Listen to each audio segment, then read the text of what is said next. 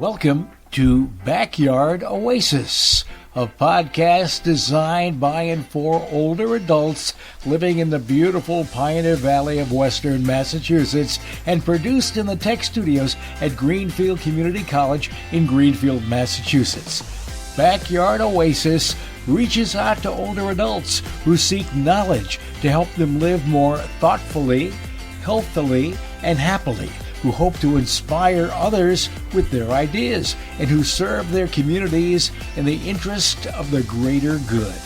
We hope you join us frequently in our pleasant backyard oasis for wide-ranging conversations with a diversity of people who are growing older and want to talk about it. Welcome to Backyard Oasis. Hi, this is Dennis Lee, and my guest today is Bruce Landon. He was a hockey goalie, he was a hockey executive, he was a hockey owner, and he's even an author of a book called The Puck Stops Here. We're going to talk about the book, Bruce, and how that came about, but I don't know, for some reason I thought I'd like to go back to Canada with you and figure out why you became a goaltender. Going a long ways back, Dennis, going back to my childhood. I really started because I had an older brother, 3 years older, and he was a hockey player and dragged me out in the driveway when I was about 4 years old and started shooting frozen tennis balls at me. And I sort of became a goaltender because of him. He needed somebody to shoot at other than a barn door. So I was his target, and that's how it all started. And from there, just a natural progression through youth hockey and on through the ranks of junior hockey, etc. I always thought if anybody was a goaltender and they let somebody actually take a shot at their head, they had to be a little nuts, and I heard later when I talked about pro folks that they always said goaltenders were a little bit different. Do you think that's the case? I think in some cases a lot of the guys are. I always thought I was more sane than some that I knew about, but we all had our, I guess, idiosyncrasies. But, you know, it's sort of a unique profession to follow, and I think what's challenging about it, not everybody could do it. So that's what made it interesting to me. So what do you remember do you remember the first time you actually were in the goal in the first game? Yeah, absolutely. I was playing, it was a church athletic league team, and I was playing forward. I showed up one day, and the goaltender, we were about 8 years old at the time, the goaltender didn't show up. And the reason I remember it is I had a pair of old green goalie pads I had to put on, and that was the first game I ever played in goal, and I played well enough that they didn't want the other kid to play anymore, and I ended up playing the rest of the games in the entire season. So now I want to ask you about fear or pressure, okay? Is there fear about being hurt? No Never fear. Crossed your mind? I don't think if you're going to be an athlete, pro athlete, you can't let fear enter into it. Pressure, yes, no question about it. I started feeling the pressure when I was probably 12 or 13 years old because, not to be pompous, but I was recognized as being pretty good goaltender, and they thought I had a chance probably to go on and play junior hockey. Didn't know at the time that pro hockey was going to happen. But so the pressure starts building when you're that young because, you know, there's certain aspirations and certain pressure on you to succeed, and I think you put a lot on yourself. But I certainly, you always have pressure on you, no question about it. Well, I know you played junior hockey. You were selected in 1969 in the draft by the LA Kings. You played in Springfield 3 years. I think that's when I met you. They're crazy in Springfield, and they know their hockey. What do you remember about being in Springfield? And when I first saw you, I think it was at the Coliseum in West Springfield, right? Which was the old barn, but it was a great place for hockey because you had 5,000 people in it. It sounded like 10,000. The seats made noise. It was a great atmosphere. What do you remember about that? Well, you remember, you go back. Yeah, that was 1969. I had turned pro. I was drafted by the LA Kings, as you mentioned. I actually wasn't supposed to go to Springfield. I had a very good training camp, and I was supposed to originally go right to Los Angeles. But I went home. The NHL general manager told me I'd made the NHL club right out of junior hockey, which was pretty unheard of back in '69. So he said, "Go home, pack your stuff, meet us in Toronto. You're going to fly out to LA." So I went home. My folks had a party for me with my brother and a few friends, and I got a call about 2:00 in the morning. Said, "Well, we've changed our mind. fine. We want you to get a little seasoning and going to send you to Springfield, Massachusetts. I was born and raised in Kingston, Ontario. I had no idea where I was going, where Springfield was. I looked it up a little bit, and I got on a bus and headed from Kingston. Instead of getting on a plane going to Los Angeles, I got on a bus and went from Kingston down to Springfield, Massachusetts, and stayed in a rickety old motel down in West Springfield, but got my start in Springfield in 1969. And, always remember your first game. It's in the, like you said, the old barn, the Coliseum, the home of Eddie Shore, and a lot of great hockey players have gone through there. But it was a barn for sure, and the dressing rooms were old and rickety, but it was my first pro game. And you remember your first pro game. I was fortunate enough to have a 6-0 shutout in my first pro game, so that was memorable, certainly. So you never forget your first professional hockey game. I would think with 6-0 that took the pressure off you a little bit. Never. The pressure's there until the game's over, Dennis. At least for me. I just didn't handle pressure real well. And I want to talk a little bit about that. How old were you when you talk about being in I was 19. When I came to Springfield, I was 19. My first pro game was on October 11th. It's funny, a couple days ago, 54 years ago, as a matter of fact. But I was 19 years old and turned 20 on October 5th. So I was just a 20-year-old when I got my pro start. Wow. Yeah. And a lot of interesting things happened in Springfield, major brawls and fights and all kinds of things. People can read the book to find out about there's a famous fight. Right. You even got arrested, Bruce. Got arrested. Do I look like a guy who would get arrested, Dennis? You don't even look good in stripes, Bruce. You really don't. But it was a crazy. It was a crazy thing. It was just a crazy brawl. The whole brawl. place went nuts. Yeah, crazy brawl, and the police got involved. And I was living with our team trainer at the time, and he got sort of taken away by a couple of the cops in West Springfield because he was trying to break up a fight that was in the penalty box. And I wasn't playing that game, but I was in full uniform, sitting on the back of the bench, and I jumped in to try and help my roommate out, the trainer. And next thing I knew, a couple cops had grabbed me and dragged me down the hallway, and I asked the one cop to let go of my shoulder because I was coming off shoulder surgery, and we let go. I drilled him with a left, caught him in the chin, and then I got arrested for assault and battery on a police officer and disturbing the peace. And it was going to be very tough because at the time I was trying to get my green card to move down here. I'd met who became my wife. But so I had a great lawyer, and he said, let's just wait it out. And we waited out. Finally, we got a judge who threw the whole case out. All I had to do was pay for the police officer's uniform that I ripped off him when I was in the fight with him. So I got lucky. No record. I never thought of you, Bruce Landon, as being on America's Most Wanted. You know what I'm saying? I just don't think of you that way. Oh, you're in the wrong post office. Let me check. Turn that way. I want to see your profile. Oh, no, that's okay. We'll keep it with this. So in 1973, end up with the Whalers, right? Which is the World Hockey Association. Right. Were you there that very first year of the Whalers? Yes, I was one of the original Whalers, and I had played in the LA Kings organization for 3 years, and I had a really good first year. In fact, I thought I was going to go up for sure the next year at the National Hockey League, and then in training camp, I tore my thumb all apart. And then, so I played another year in Springfield. Then the third year, I struggled a little bit, and the WHA started up, and I got a call from the general manager, a fellow named Jack Kelly, and it told me about the WHA. And a lot of people are skeptical about whether the league was even going to get off the ground. But at that time, there were some pretty good hockey players, Bobby Hull, Ted Green, a number of other guys jumping from the National Hockey League. And when they offered me my contract to join the Whalers, they offered me about 3 times the money I was making to play in the American Hockey League. So I jumped at it, and I had 5 great years with the Whalers. I was one of the original guys to sign, and had 5 good years, and it was probably the best thing in my career I could have done at the time because I made a little more money and was able to settle down with my wife and raise the kids, and things were good. I want to talk about, you talked about not having good luck with pressure. And I've always been fascinated by that. In other words, you go into, even in Springfield, people come in, the place is buzzing. There's pressure when you walk in. You almost can feel it on a big game. But then you go to Hartford, it's a bigger arena. It's like really for real. It looks for real. Right. What is that like?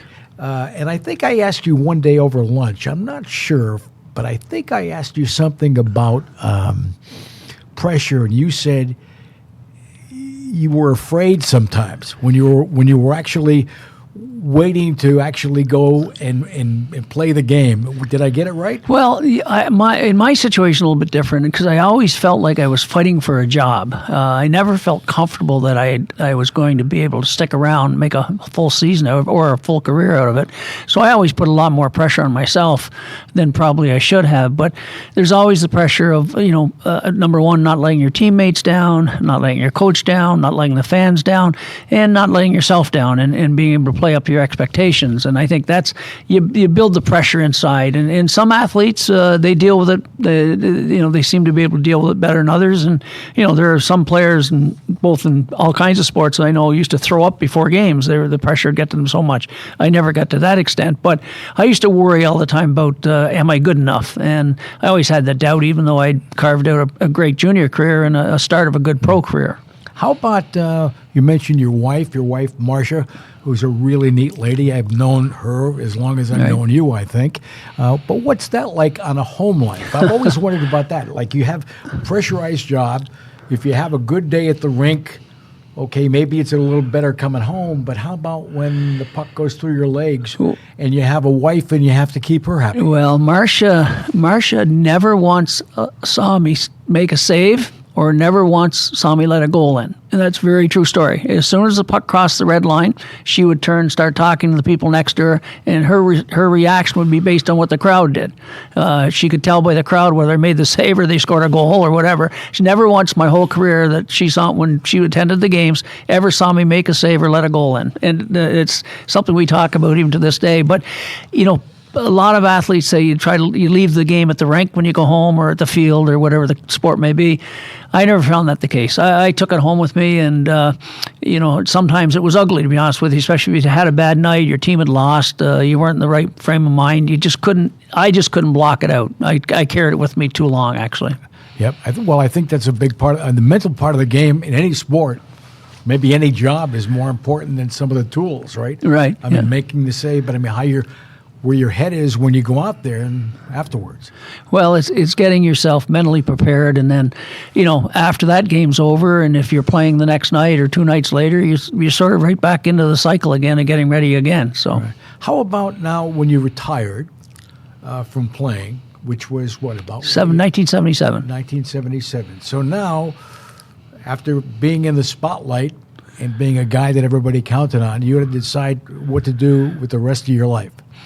So what happened during that transitional period? Well, I had gotten injured in practice in December of 1977, and I tore up my knee pretty good. And I'd had a lot of injuries. I had I had shoulder surgery. I still have a pin in my shoulder. I had a torn Achilles tendon. I had, just too many injuries in a short career. And when I got hurt in December of 1977, I had two young kids. I was living in a nice house in West Springfield, and I was playing for Springfield at the time. And the owner, George Leary, said, we can have surgery, try to make a comeback, or if you want, I'll give you a job in the front office. And it was a quick decision for me. I was tired of the injuries, and I just knew my days as a goaltender were getting maybe limited because of my injuries, not because of talent, but because of my injuries.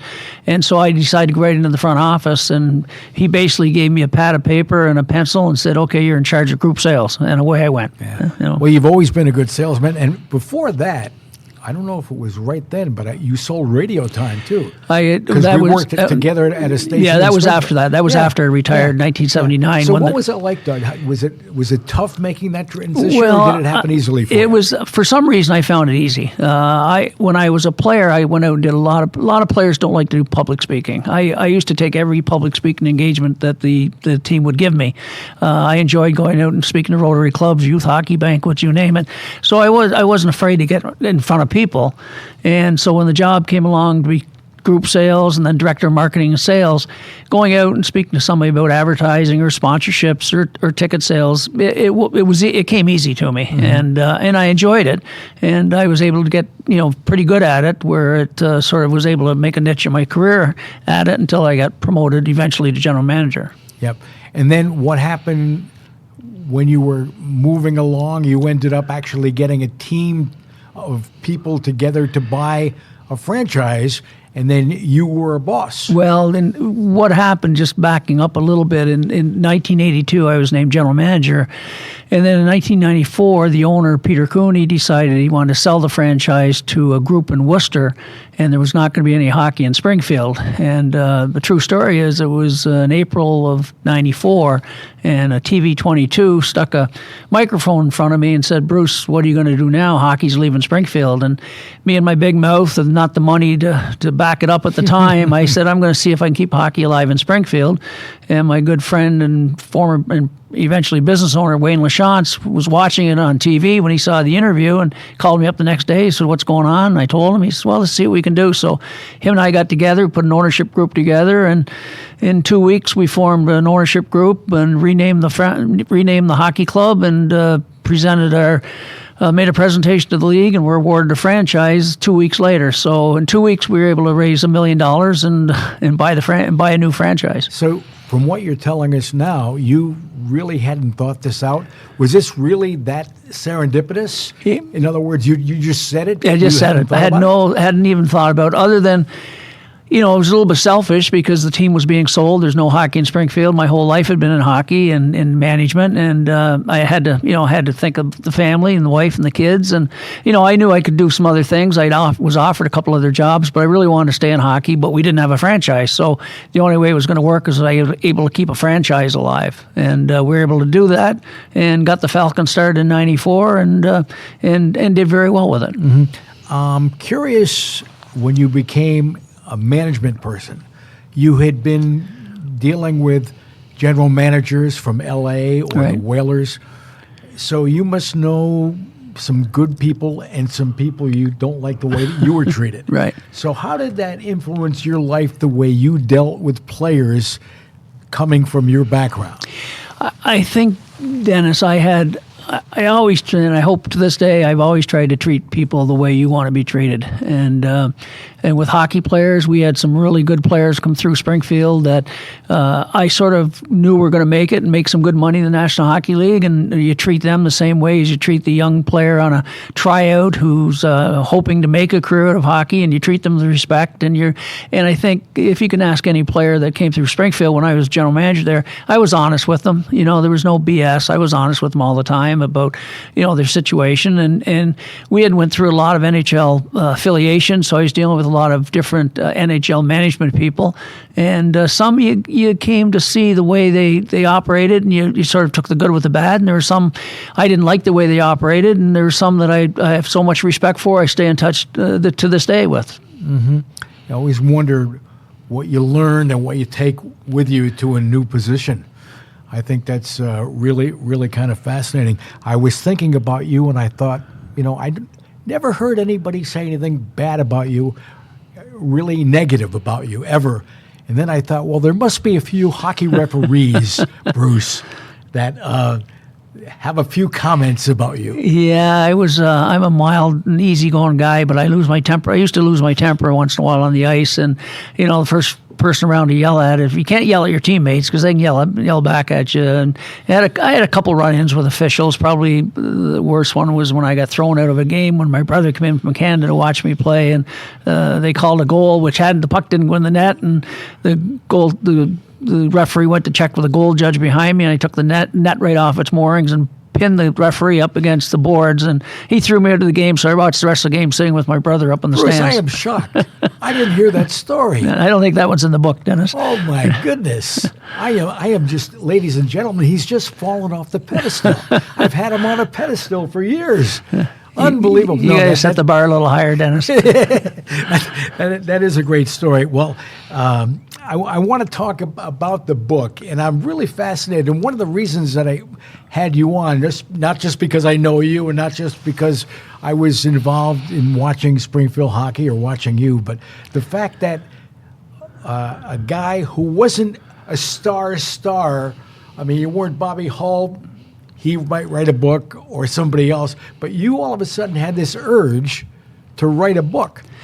Well, I didn't really have I'll tell you how the whole story developed is my daughter, Tammy, and her and I were sitting on. I had retired as a player and retired in management rather, as I had retired in 2017, and I was sitting talking to her one day and sitting having a martini on my deck, and I just got telling stories to her about my growing up in Canada and some of the things in hockey, and she just looked. And Tammy was a grant writer for Clark School for Hearing and Speech, and was an English major, and she had said, "Dad, why don't you write a book?" And I said, "Tam, come on, I can't write a book. Who's going to read what I have to say?" And she says, "No, really, you're telling some interesting stories. Just put it down on paper. I'll edit it for you. Don't worry about spelling or structure or anything. You just start writing things down on paper and let me edit it for you." And I said, and she said, "Come on, try it." So I said, "All right." I sat at my computer and, literally 5-10 minutes at a time, and I started to develop a bit of a concept. And then, unfortunately, Tammy came down with cancer and got very, very sick. And when she got sick, and I knew she wasn't going to be able to edit the book, I sort of put it on the back burner. I just said, I don't want to do this without Tammy. And as you know, Dennis, she got very sick and, eventually passed away at a very young age. And I lost all motivation, but... quick story is very true. Is Tammy was very, very sick with cancer and was going through chemo, and she said to me, "Dad, do me a favor, please finish the book." And so, what can you do? So I said, "For Tam, I got to do it." So, sat down at the computer and was able to get Ron Chamelis of the Springfield newspaper to be an editor for me. And I sent him some rough drafts, and he loved it. And he said, "We're going to do this." And so, over a course of about almost 2 years, I worked on the book and got it published, and it it sold very, very well. And when Tammy was passing, I made sure she knew that her dad had finished the book. That's amazing. How about the actual process of sitting and thinking of what you're going to put in the book? Did you find it depressing, happy, sad? I mean, did you get very introspective when you started thinking about things you would want to tell other people? Well, I decided that if I was going to write a book, there had to be something in it that why would people want to read it? And so when I sent some of the rough drafts out to Ron, who then shared it with the publisher, they thought I was on the right direction. But since I'd never been a writer, I wasn't sure in what order to put things in. So I decided to just do it basically from my childhood with some stories about growing up in Canada, so people knew, I wasn't born with a silver spoon in my mouth. My father was an alcoholic. My mother was a seamstress.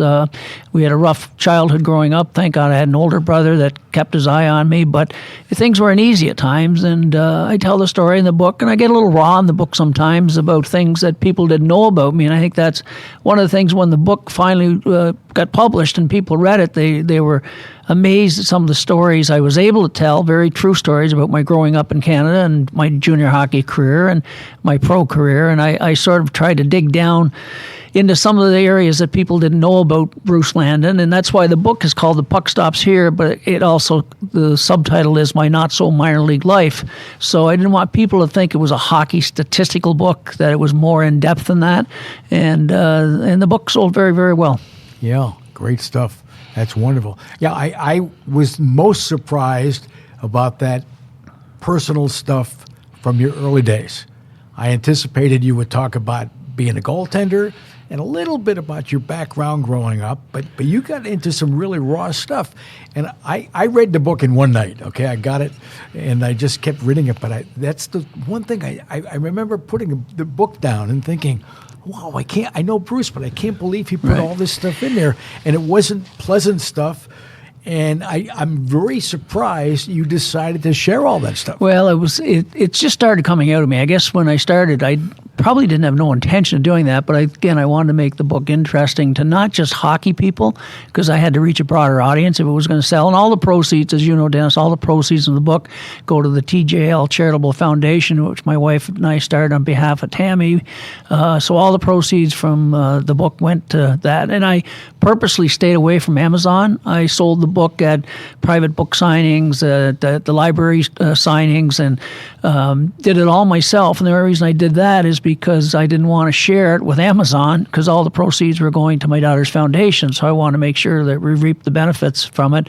And it was just recently, probably about 6 months ago, my publisher said, Bruce, why don't you only got about 60, 70 books left of your initial order. Why don't you put them on Amazon now and let's see what we can do with it. So there's only about 50 books remaining, I think, on Amazon, because I wanted all the money. And between some fundraising events and the sale of my book, we've raised over $100,000 for my daughter's foundation. That's and with a large portion of that going to Clark School for Hearing and Speech, where Tammy worked for 15 years. That's really incredible. I didn't know how much you sold, but I think they wanted you to do another book, right? Yeah, I was talking to you a few weeks ago, months ago. Right. They actually wanted you to do another one. Yeah, the publishers talked to me about writing a second book, but I just turned 74, and I hope I got some years left if I want to write a book. But I think I'm one and done, Dennis. I've toyed with some ideas, but I think we had some success with the first book, and I wrote it for a purpose, and the purpose is because Tammy wanted me to write a book, and I wanted to raise some money after she passed, and I think we've accomplished our goals of writing the book and raising a lot of money, and I think I have to leave it at that. Well, I think it really is special. Thank you. I didn't know you made that much money from it. I had no idea. I knew that there were a lot of people that liked you from the Springfield hockey community, but I had no idea in numbers how many people would actually buy the book. Well, the book, I have to just to clarify, we'd also held some fundraising events, comedy fundraisers for my daughter as well. We just had one recently, October 7th. So it was a combination of the sale of the book, proceeds of the book, and the comedy fundraisers that got us up to the 100,000. But writing a book was challenging, and I give all the credit in the world to people that do it for a living, because I found I could do it at 5, 10, 15 minutes at a time, and then I'd have to walk away from the computer, and I was deleting drafts and sending drafts, and it was fun once I get into it, but I found it very, very challenging. One of the things that we wanted to do with Backyard Oasis was to help people that had a career and have to make transitions to another part of their life. So as Bruce Landon, the hockey player, then the hockey manager, then the executive, and now the author, what would you say to somebody that wants to do something different, that they feel that they've got to do something in transition? Any ideas that will help somebody just from your experience? Well, since I've been retired 6 years now, it's amazing. A lot of people ask how I enjoy retirement, and I tell people, if you really love your job, and you can find enough time to balance out other things in your life, whatever that may be, then why retire?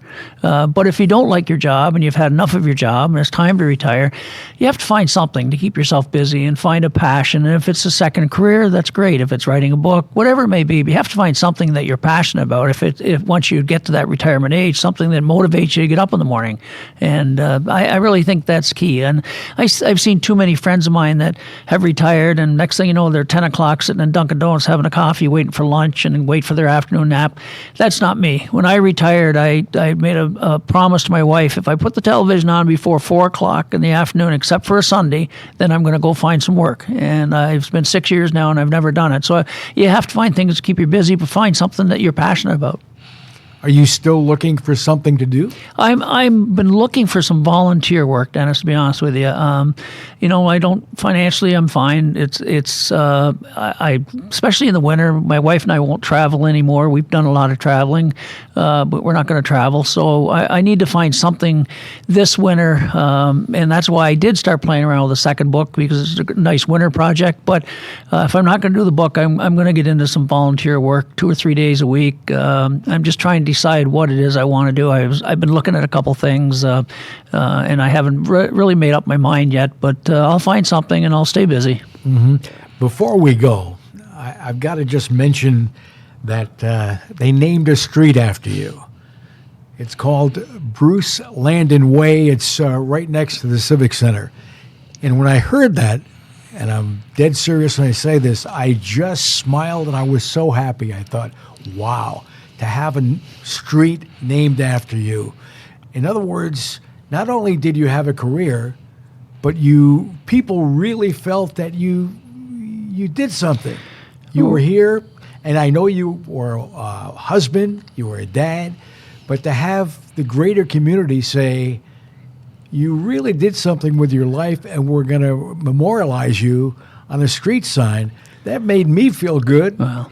And how about when that happened with you? What happened? How'd you find out about that? What was your reaction? I didn't know anything about it, to be totally honest with you, until somebody came to me and said, we're naming a street after you. I said, what are you talking about? And there was without me knowing about it, there was a petition going around, and it was primarily because I fought like a son of a gun to keep hockey alive in Springfield, because it was going to leave 2 or 3 times, and I was able to keep finding ownership groups that wanted to partner up with me, and so we worked hard to keep hockey there. And I think some people, diehard hockey fans, recognized it, and the mayor was tremendous to get behind it, and I'm honored and I'm humbled by it. I always thought that happened to people that died, so I guess maybe it's let me check your pulse. Check my pulse. But I was just humbled and honored, and I really didn't want to accept it at first, but I was convinced it was too late to say no. So I'm honored by it and very humbled to the fact that it's there.